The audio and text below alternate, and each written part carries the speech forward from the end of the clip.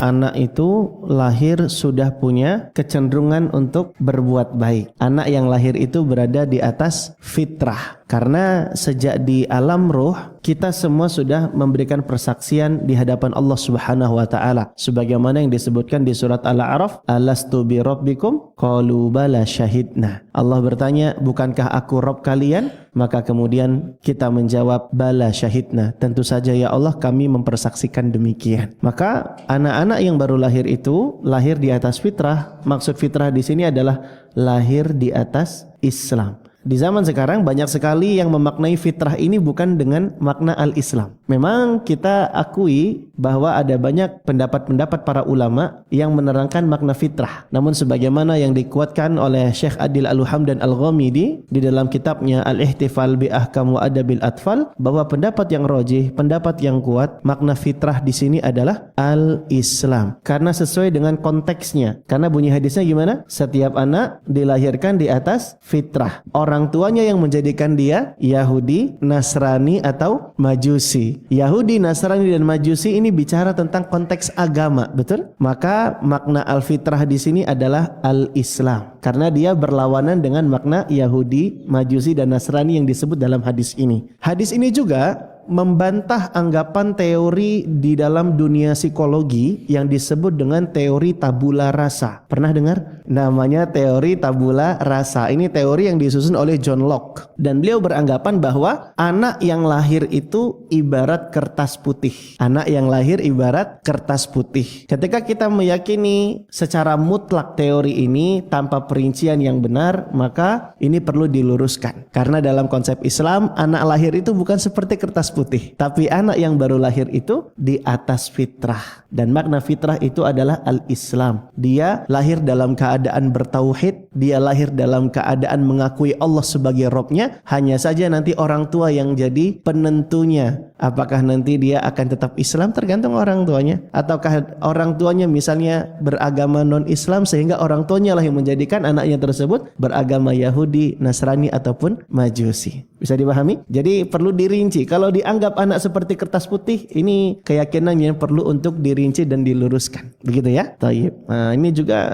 perlu jadi tambahan faidah dan insight untuk segenap para juru dakwah. Karena kadang-kadang menggunakan diksi, memilih kalimat ini perlu ada dasar ilmunya sehingga jangan sampai kita salah di dalam menuturkan sebuah ungkapan. Walaupun secara kasat mata, sekilas anak seperti kertas putih itu nampak benar adanya, betul atau tidak? Tapi ini justru malah bertentangan dengan hadis Nabi SAW bahwa anak itu dilahirkan di atas fitrah, anak itu lahir dalam keadaan Islam. Taib. Nah.